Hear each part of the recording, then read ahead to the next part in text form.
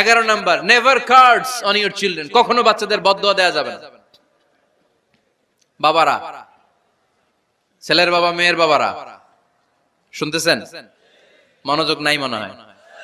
মনোযোগ আছে? কখনো ছেলে মেয়েদেরকে কি দেয়া যাবে না?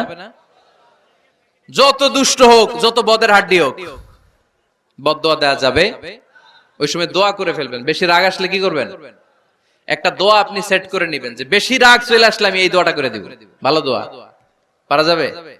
কারণ বাবা মা রাগের মাথায় যেটা বলে এটা কবুল করে নেয় কে? কাবা ঘরের একজন কালো ইমাম আছে, নাম ইমাম আল কালবানি। দেখছেন এই ইমামরে আপনারা? উনি লন্ডনে একটা ইন্টারভিউতে বলেছেন, আমার মায়ের বদদোয়া আমাকে কাবা ঘরের ইমাম বানিয়েছে।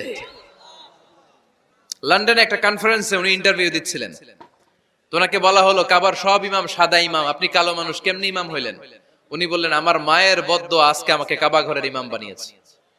উনি বললেন, আমি ছোট্টবেলা অনেক বদের হাড্ডি ছিলাম, আমার মতো দুষ্ট আমার এলাকায় কোনো ছেলে ছিল না। মানুষের গালাগালি, মারামারি, দুষ্টামি, ভাঙচুর, চেঁচামেচি, চিৎকার, বিশৃঙ্খলা আমার মতো কেউ বেশি করতে পারতো না। কিন্তু আমার মা ছিল অনেক বড় আল্লাহওয়ালা। আমার মা জানতেন আল্লাহর কাছে দোয়া করার কত বড় পাওয়ার। আমার মা যখন আমার উপর রেগে যেতেন, আমার মা জানতেন রাগের মাথায় বদদোয়া দিলে বদদোয়া কবুল হয়ে যাবে। এজন্য যখনই আমি বেশি দুষ্টামি শুরু করে দিতাম, আমার মা রেগে আমারে বদদোয়া দিয়ে বলতেন, আল্লাহ তোরে হেদায়েত দেখ, আল্লাহ তোরে কাবা ঘরের ইমাম বানায় দে।